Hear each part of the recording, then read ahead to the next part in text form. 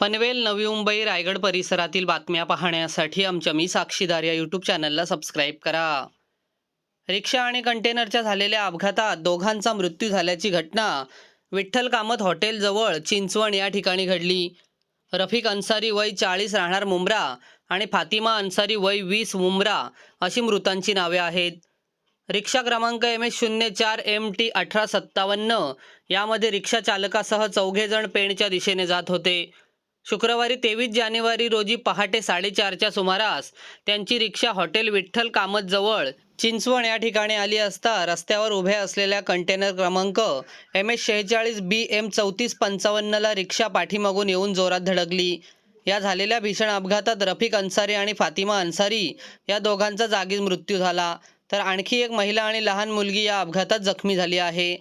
या अपघाताची माहिती मिळताच पनवेल शहर पोलीस घटनास्थळी दाखल झाले. या अपघाताप्रकरणी कंटेनर क्रमांक MS46BM 3455 वरील चालकाविरोधात पनवेल शहर पोलीस ठाण्यात गुन्हा दाखल करण्यात आला.